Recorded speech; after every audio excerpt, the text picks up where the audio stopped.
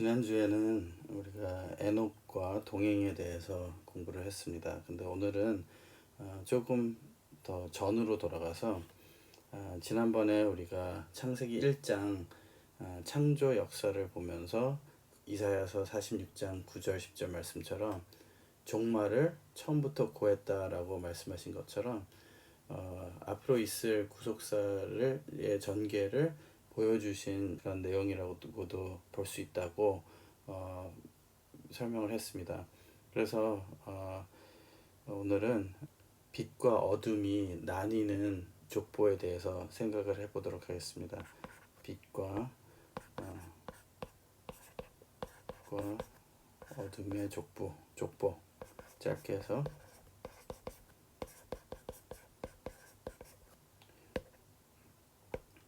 빛과 어둠의 족보. 먼저 창세기 3장 15절 말씀. 이 뱀에게 저주를 내리시는 그 가운데 우리 인류에게는 큰 소망의 메시지를 주시고 계십니다. 내용은 내가 너로 여자와 원수가 되게 하고, 뱀에게 하시는 말씀이에요. 너의 후손도 여자의 후손과 원수가 되게 하리니 여자의 후손은 내 머리를 상하게 할 것이요 너는 그의 발꿈치를 상하게 할 것이니라 하시고, 이에 대한 설명을 조금 이따가 하는데요. 첫째 날, 창조 첫째 날 빛을 창조하셨어요. 빛을 창조하시고 근데 그 빛을 창조하시기 전에 창세기 1장 2절 말씀 보시면은 어둠과 흑암이 가득했다고 그랬어요. 그 흑암이 있는 곳에다가 3절에 빛을 창조하셨어요. 근데 이 흑암이 빛을 다 깨닫지 못하고 빛이 창조됐을 때 흑암이 다 없어지지 않고 어떤 부분은 빛을 받아 빛이 되었고 어떤 부분은 그대로 흑암에 남았다는 것이죠. 그래서 빛과 어둠이 같이 있게 됐어요. 그 가운데 이제 저녁이 되고 그 다음에 아침이 되니, 이게 표면적으로도 우리가 볼 수 있지만 영적으로도 저녁은 어둠이에요. 그리고 아침은 빛에 있는 것이죠. 예수님께서는 이 땅에 오셨을 때 요한복음 8장 9장 말씀에도 예수님이 이 땅에 계시는 동안은 빛이 있는 낮이다라고 말씀하셨어요. 그래서 이 빛은 분명히 3절의 빛은 지난번에도 생각해 봤는데요. 3절의 빛은 분명히 태양빛이나 달빛 그런 빛이 아니라 자연의 빛이 아니라 말씀의 빛이다. 그래서 요한복음 1장 1절에서 4절 말씀 보면은 그 말씀이 곧 우리 인간에게 생명이요 빛이다라고 말씀했어요. 그래서 말씀이 비춰질 때 말씀을 받은 자는 빛의 자녀가 되고 또 말씀을 받지 못한 자는 어둠의 자녀가 된다는 것이죠. 요한복음 1장 5절 말씀에도 보시겠습니다. 요한복음 1장 5절 말씀 우리가 잘 아시지만 한번 보시겠습니다. 요한복음 1장 5절 말씀에는 빛이 어둠에 비치되 어둠이 깨닫지 못하더라 그랬어요. 여기서는 표면적인 자연적인 빛이 아니라 예수님이 빛이라 그랬어요. 아까 4절에 그 말씀이 빛인데 그 빛이 어둠의 빛이다. 예수님을 빛이라고 했으면은 그 어둠도 사람을 말씀하는 거겠죠. 그 어둠이 깨닫지 못하더라 그랬어요. 그 당시에 죄 가운데 있는 사람들이 말씀을 받아들이지 못했다라는 의미이죠. 그래서 11절에 다시 설명을 합니다. 그가 세상에 계셨으며 세상은 그로 말미암아 지은 바 되었으되 세상이 그를 알지 못하고 그랬어요. 그래서 성경에는 이 빛과 어둠의 나뉘는 것을 창세기 1장의 첫째 날에 말씀을 하셨어요. 근데 그 빛과 어둠이 사람을 빛과 어둠으로 표현을 했다면 예수님을 빛으로 표현을 했고 어두움을 그 당시에 예수님을 영접하지 않았던 사람들을 표현할 때 말씀하신 단어라면은 성경에는 구약에도 그 비슷하게 말씀하신 내용들이 있습니다. 먼저 시편 37편 6절 말씀, 시편 37편 6절 말씀 몇 구절 되는데요. 다 찾아보도록 하겠습니다. 시편 37편 6절 말씀. 내 의를 빛같이 나타내시며 내 공의를 정오의 빛같이 하시리로다. 성경에는 의의 말씀, 곧 의를 빛으로 표현을 하셨어요. 그렇다면 의인은 뭘까요? 빛의 자녀, 빛의 사람들이겠죠. 또 시편 97편 11절 말씀, 시편 97편 11절 말씀.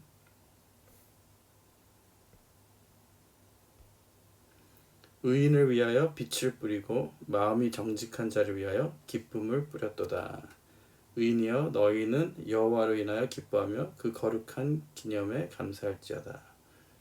그 다음에 시편 119편 105절과 130절 말씀. 시편 119편 105절과 130절 말씀. 119편 105절. 주의 말씀은 내 발의 등이요 내 길의 빛이니이다. 또 130절 말씀에는 주의 말씀을 열무로 우둔한 자에게 비추어 깨닫게 하나이다. 또 계속 말씀을 빛으로 말씀을 표현하고 있죠. 그 다음에 잠언 4장 18절 말씀.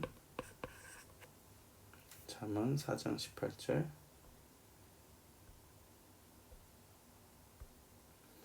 의인의 길은 돋는 햇볕 같아서 점점 빛나서 원만한 광명에 이르거니와. 의인의 길을 돋는 햇볕 같다고 표현을 했어요. 그리고 호세아서 6장 5절 말씀. 그러므로 내가 선지자들로 너희를 치고 내 입의 말로 저희를 죽였노니 내 심판은 바라는 빛과 같으니라 그러셨어요. 심판을 바라는 빛과 같다 그랬어요. 그리고 마지막으로 에베소서 5장 8절 9절 말씀 보시겠습니다. 에베소서 5장 8절 9절 말씀.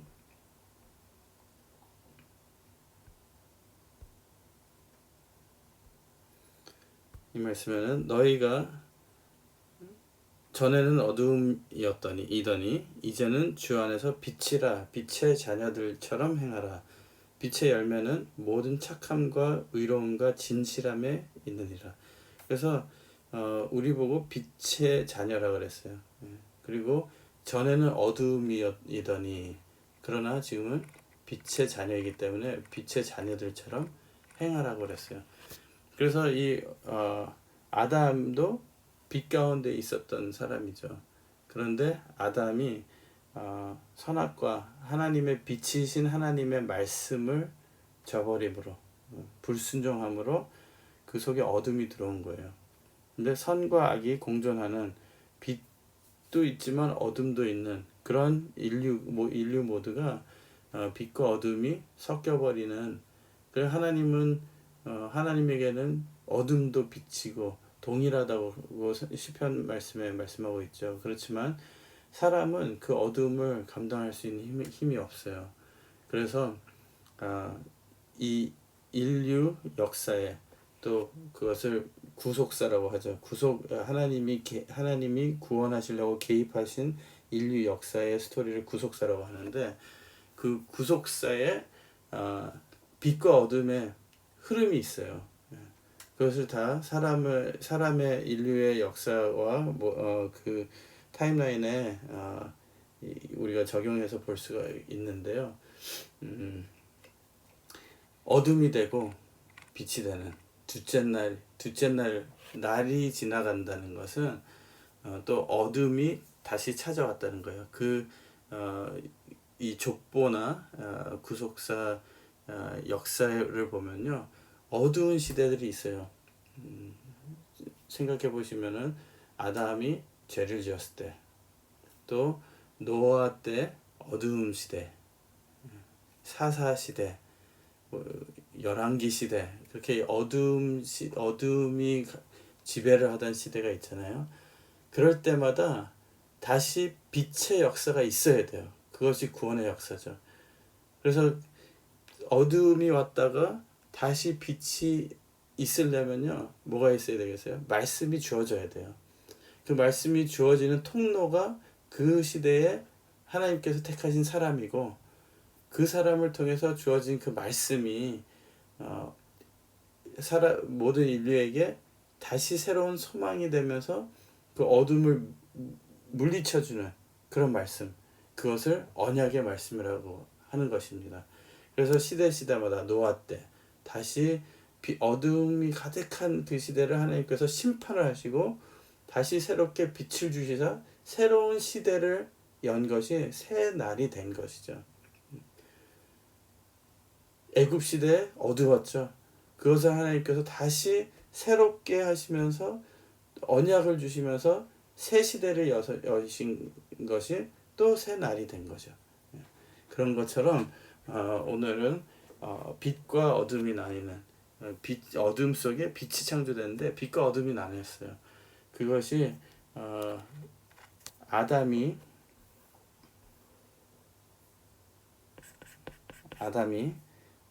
죄를 짓고 또 에덴 동산에서 쫓겨나온 후에 두 아들을 낳았습니다. 가인과 아벨이죠. 근데 아까 말씀드린 창세기, 우리가 제일 처음에 읽었던 창세기 3장 15절 말씀에 다시 읽어보면요, 두 씨의 싸움이에요. 두 가지 씨. 하나는 여자의 후손이라 그랬는데 원어적으로 봤을 땐 씨예요. 여자의 씨, 여자의 자손, 여자의 씨예요. 아들이라고도 번역을 하죠. 제라라는 히브리 단어인데요. 그 다음에 이 뱀의 씨예요. 그래서 여자의 후손이 그 뱀의 후손의 머리를 상하게 할 것이다 라고 말씀하고 있는데, 구원의 메시아에 대한 약속이면서 동시에 계속 싸움이 있을 거라는 예언이에요. 그러면은 어떤 씨가 이기느냐, 이 싸움에서 이기려면 어떻게 해야 되겠어요? 그 상대의 씨를 멸절시키는 거예요. 다시는 더 이어지지 못하게. 그래서 바로 사단은 가인의 마음속에 죄를 심어주고 자기의 사단의 목적을 달성하기 위해서 아벨을 죽이게 만들어요. 그러면 다시는 이 선한 씨가, 빛의 자녀의 씨가 이어지지 못하게. 그러니까 가인은 어두움의 자식이고 아벨은 빛의 자녀였겠죠. 우리가 지금은 다 읽어보진 않겠지만 요한 1서 3장 12절, 그 다음에 유다서 1장 11절에서 13절, 처음부터 가인은 어두움, 죄악의 자녀라고 라는 표현을 하고 있습니다. 그래서 아벨을 죽였어요. 그렇지만 하나님의 뜻은 그렇게 쉽게 끝나지 않죠. 하나님께서는 셋이라는 새 아들을 주시면서 또 하나의 씨, 소망을 주십니다. 그래서 셋을 통해서 에노스를 낳으시고 또 10대 후에 아담, 10대 후에 노아, 또 10대 후에 아브라함.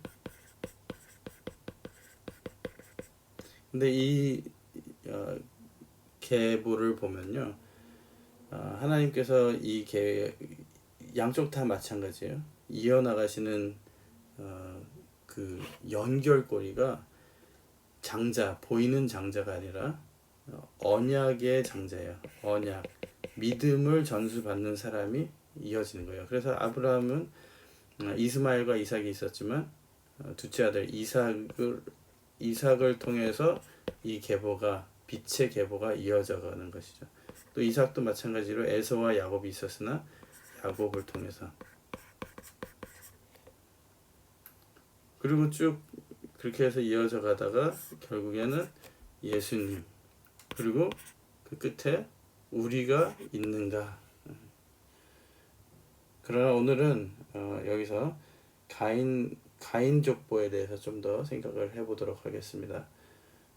잘 아실 수 있지만 가인의 족보도 원래 창세기 4장 보면요, 얼마 안 가서 8대인가요 9대인가 가서 뚝 끊어져요. 그 이유는 노아 시대에 홍수 사건이 있으므로 끊어졌을 거예요. 근데 소식도 없이 잘 나가던 그 계보가 뚝 끊어집니다. 놀랍게도 하나님을 믿는 계보는, 하나님이 택하신 이 계보는 이어져 가요. 그런데 그것이 진짜 끊겼느냐, 우리가 볼 때 가인의 계보를 보면요, 먼저는 창세기 4장을 보시겠습니다.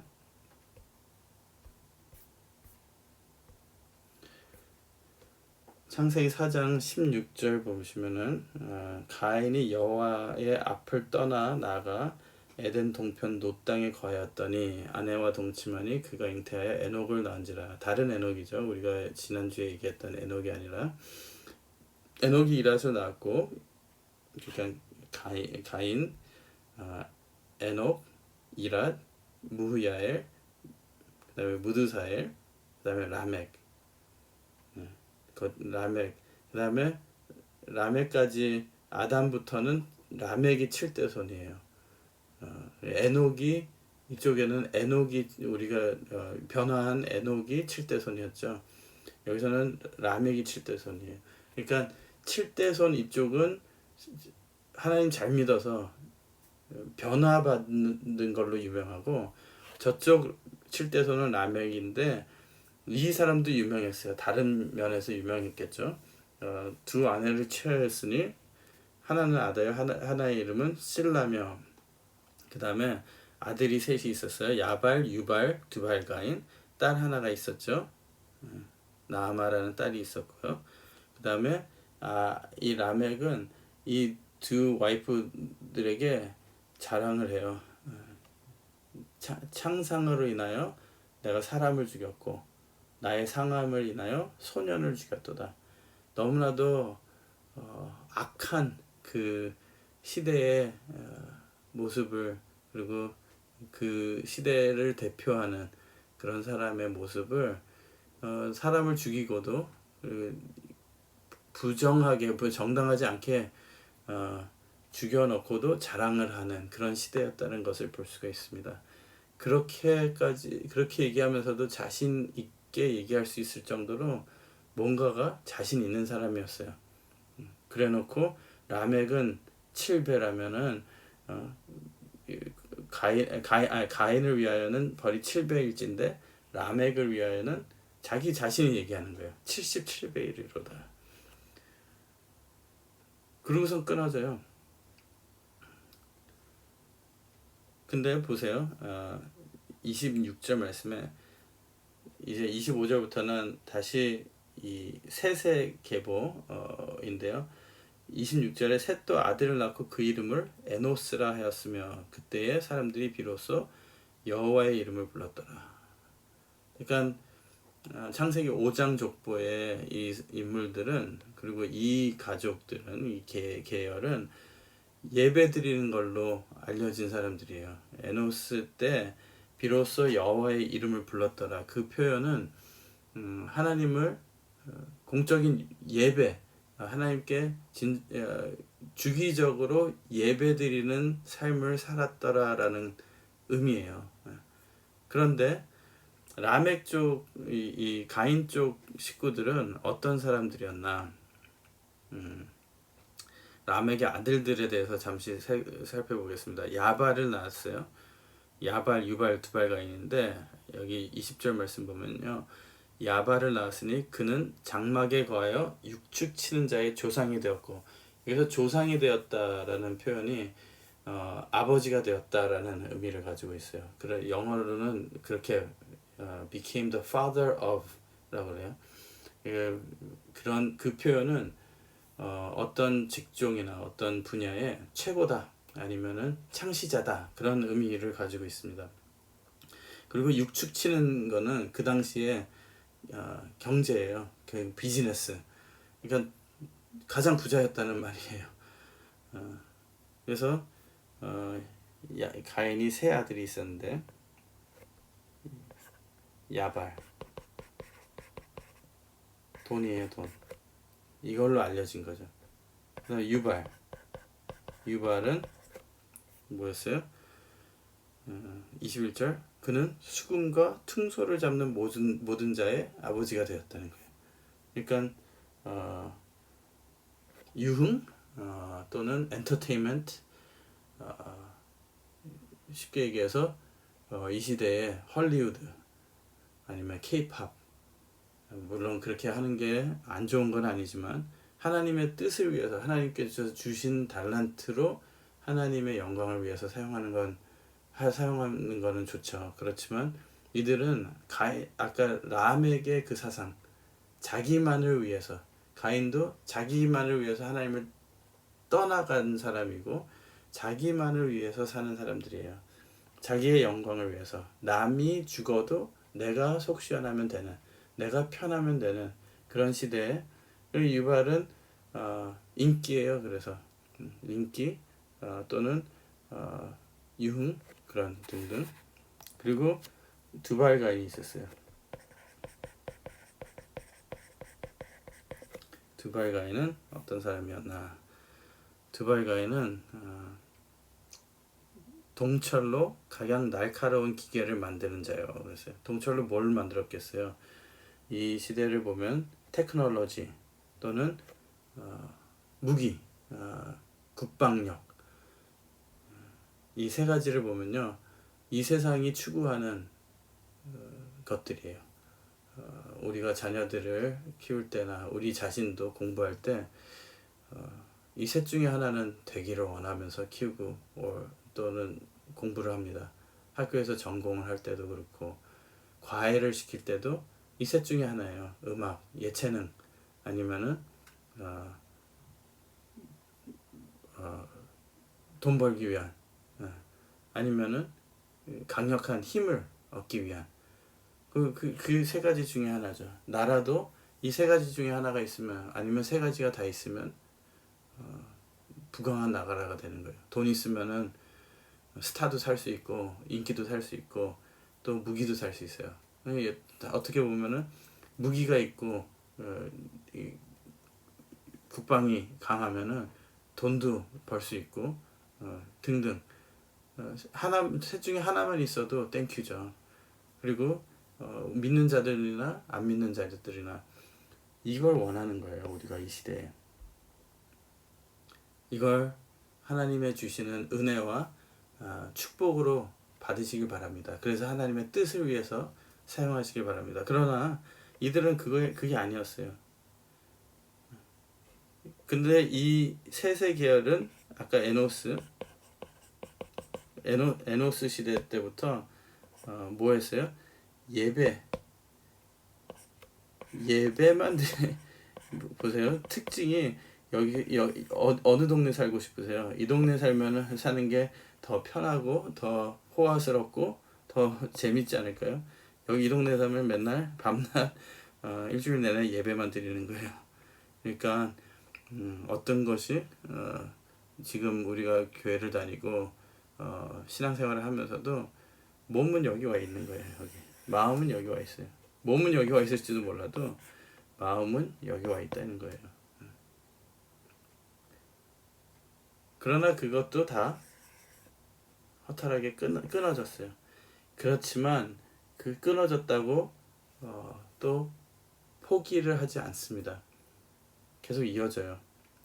노아 때도 참 희한한 게 같은 자녀인데도 이건 영적인 계보이기 때문에 영적으로 또 사상적으로 또 생활 패턴으로, 생활 방식으로 이게 전수가 돼요. 그래서 노아 세 아들 중에 함이라는 아들이 있었어요. 창세기 10장 6절 이하 말씀 보면은 보시겠습니다. 창세기 10장 6절 이하 말씀 볼 때 함의 아들은 구스와 미스라임과 붓과 가나안이요. 구스와 미스라임, 붓과 가나안.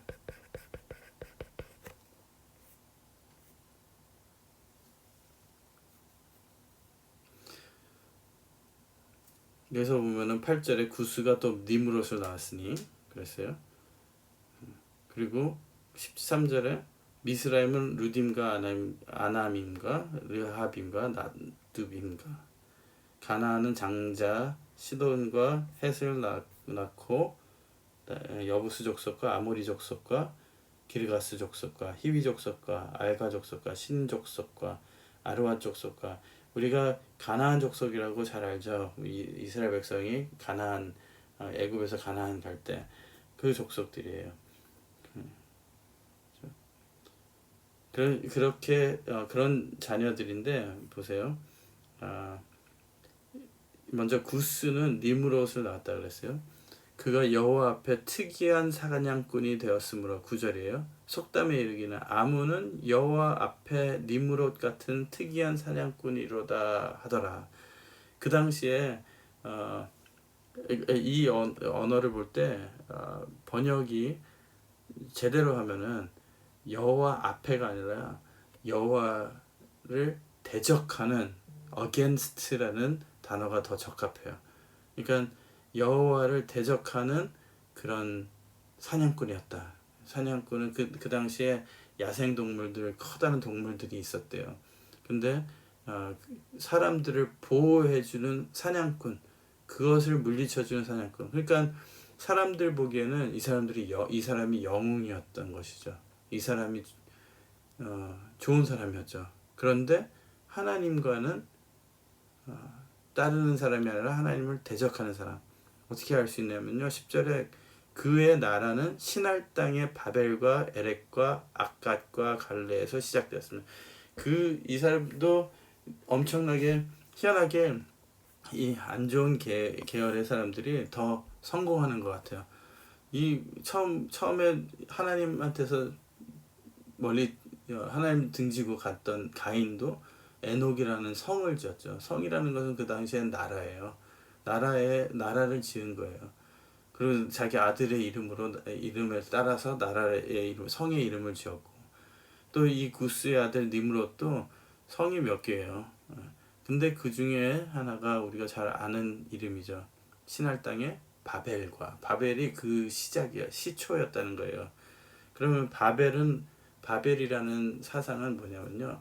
하나님을 믿는 바벨이 있고 잘 안 믿는 바벨인데 두 가지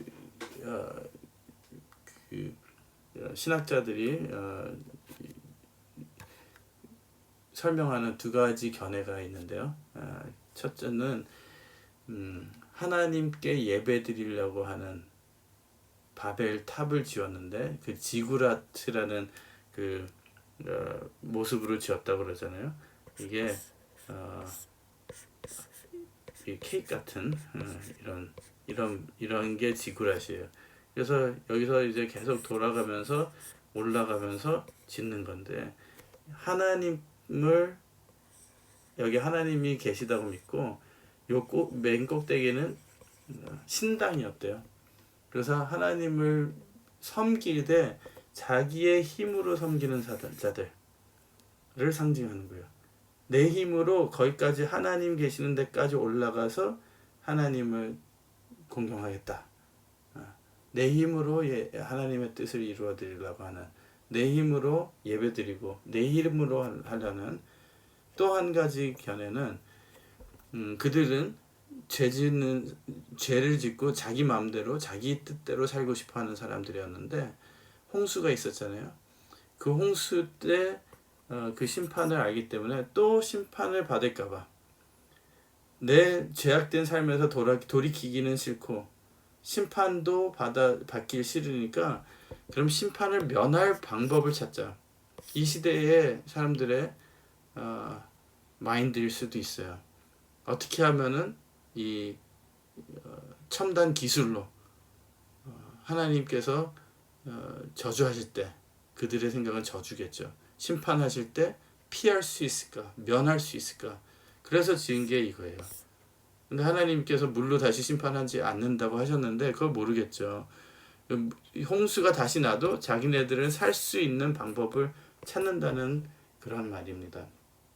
그래서 죄 회개는 하기 싫고 계속 죄를 자기가 원하는 대로 살고는 싶은데 또 심판이 두려워서 그걸 피하려고 하는 그런 마인드, 그런 인생들, 그것을 대표하는 게 이 구스예요. 그 다음에 미스라임은 애굽이라는 말입니다. 애굽이라는 히브리어 말이에요. 가나안 족속은 우리가 잘 알죠. 그래서 모두가 이후에 하나님 백성들, 또 하나님이 원하시는 뜻을 대적하는 사람들이 됐어요. 보세요. 아브라함도 아들이 있었는데 이삭과 이스마엘이 있는데 이스마엘은 또 어떤 사람이었는가? 이스마엘 창세기 21장 9절 말씀 보면요. 하갈의 아들이잖아요. 하갈은 애굽 여자였어요. 그리고 21장 21절 말씀 보면요. 하갈이 이스마엘이랑 결혼할 사람을 애굽 사람 중에 애굽 여자를 취해서 이스마엘을 결혼을 시켜요. 그러니까 다 최근에 조커라는 영화가 나왔는데요. 피해의식, 자기가 사회의 시스템 때문에, 나라의 시스템 때문에, 예전에 있었던 트라우마 때문에 자기는 피해자다라는 생각에 어떻게 하다 보니까 정신적으로 이게 돌아버려요. 그래서 나는 남을 해쳐도 그게 나는 피해자니까 그게 정당화가 되는, 그게 해소가 되는 그런 게 조커예요. 예, 배트맨과 조커 있잖아요. 근데 그걸 보면서 이 시대에 많은 사람들이 그런 생각을 하면서 사는 거예요. 이스마엘이나 함도 마찬가지일 거예요. 분명히 교회 시스템에 나는 피해자다, 또는 하나님의 이 말씀에 나는 피해자다 라고 생각을 했기 때문에 하나님을 떠나가서 대적하는 사람이 된 거예요. 자기네들은 그게 그렇게 될지 몰랐겠죠. 그러나 무조건 말씀을 등지거나 무조건 내가 이 말씀에 어떻게 하다가 피해자다라고 생각을 하면 어떤 교회에 사건이 있었어도 각자가 내가 가해자다라고 생각해서 회개를 할지언정 피해자다라고 생각해서 늘 그렇게 마음에 풀리지 않는 그래서 더 말씀을 떠나가는 일이 없기를 바랍니다. 그래서 이스마엘은 그렇게 해가지고 떠나갔어요. 또 이삭도 아들이 둘이 있었는데 야곱과 에서죠.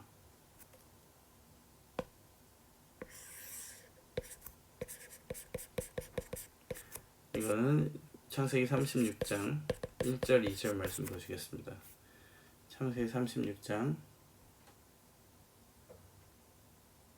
1절 2절 말씀.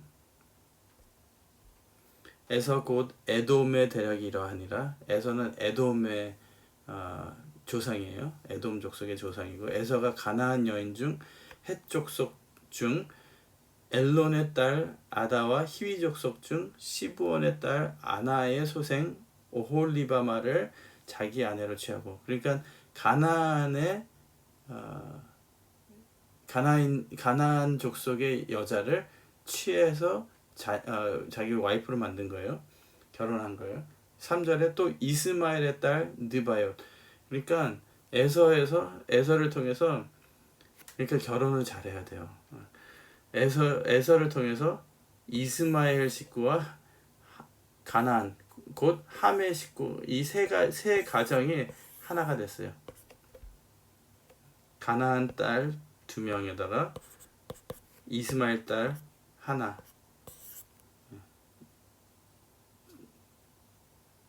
그래서 결국엔 그 중에 아말렉이 나와요.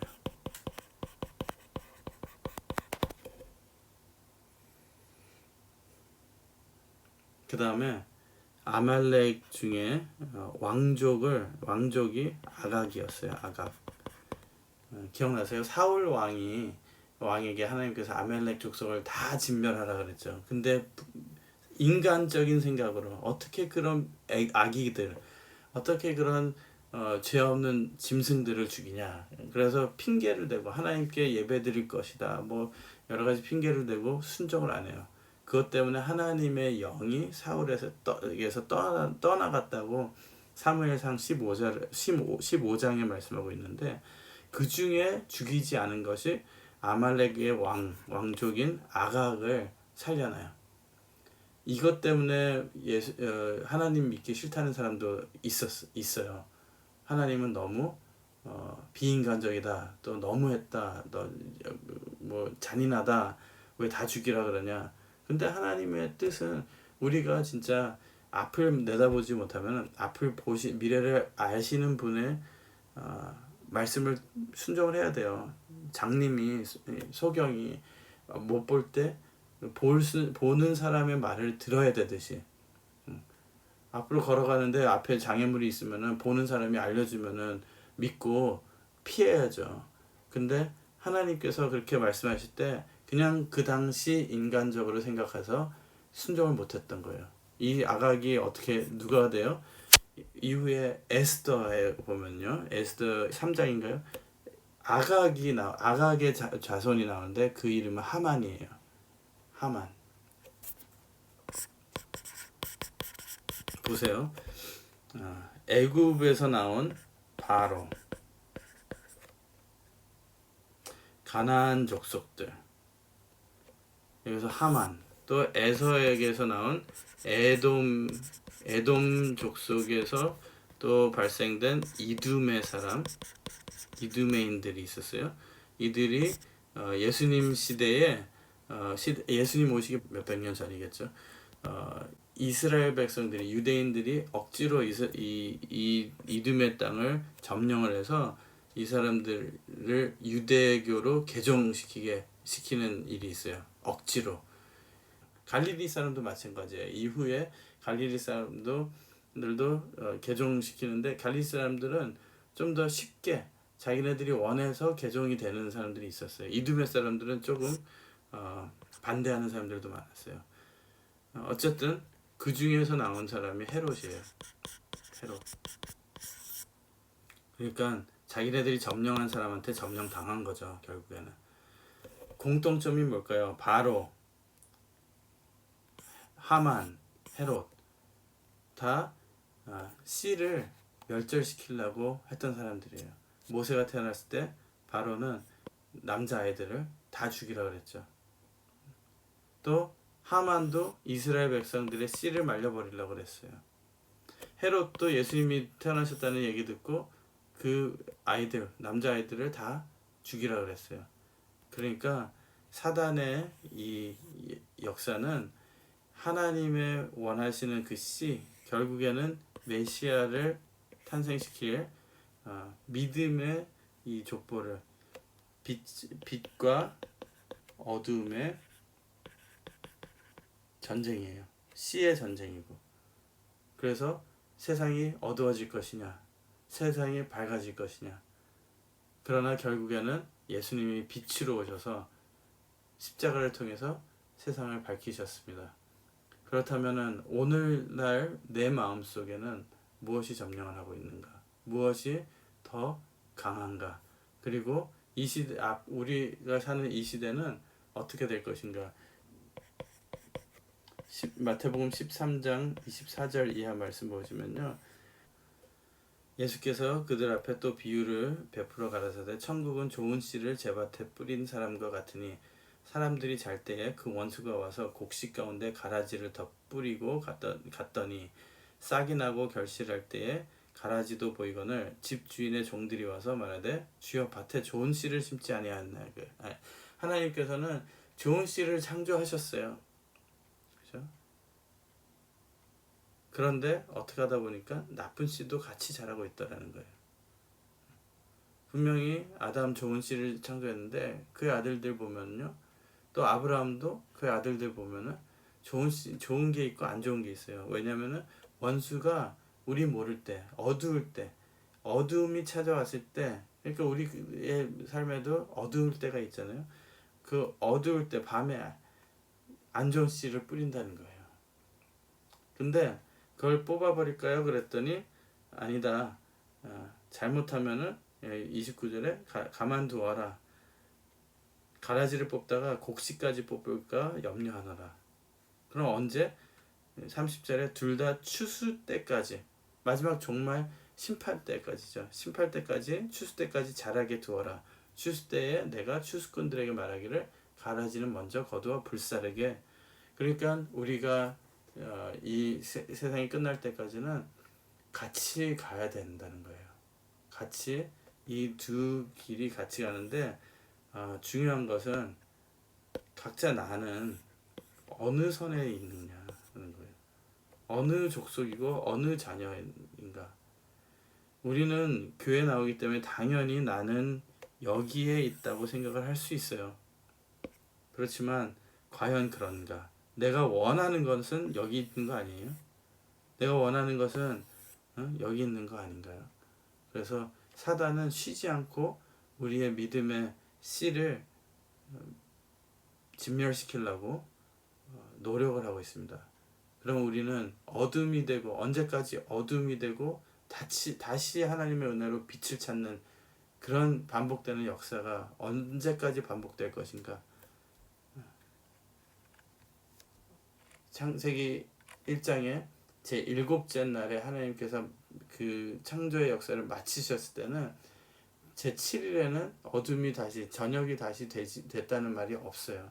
그런 영원한 오늘, 어둠이 다시 오지 않는 그런 오늘의 믿음을 갖는 우리가 되시길 바라겠습니다. 다음 주에는 둘째 날이라고 딱 하기는 그렇고요. 또 어둠이 찾아오잖아요. 노아 시대에 그 어둠에 찾아올 때 하나님은 또 거룩한 나눔의 역사를 또 일으키셔요. 둘째 날, 셋째 날 나눔의 역사가 있었듯이 나누는 것이, 분리하고 구별하는 것이 거룩이라는 것입니다. 윗물과 아랫물을 나누듯이 노아 때도 또 나눴어요.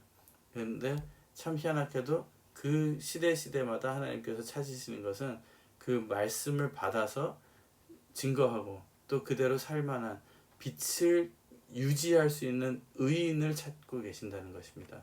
우리 모두가 그런 의인이 되시길 주님의 이름으로 축원드리겠습니다. 기도드리겠습니다. 사랑의 아버지 하나님, 감사드립니다. 우리를 말씀을 통해서 또 예수님의 십자가를 통해서 빛의 자녀로 삼아주시니 감사드립니다. 아버지 하나님, 저희들 삶 속에, 마음 속에, 우리 교회에 빛이 더 충만하고 어둠을 밀어내고 몰아낼 수 있는 역사가 있게 허락하여 주시옵소서. 우리 간혹가다 또 사단이 심어놓은 가라지 때문에 어두움이 찾아올 때가 있습니다. 그러나 그럴 때마다 더 강한 빛의 역사로, 은혜의 역사로 이기고 승리할 수 있도록 붙들어 주시옵소서. 그렇게 이루어 주실 줄 믿고 감사드리며 예수님 이름 받들어 간절히 기도드리옵나이다. 아멘.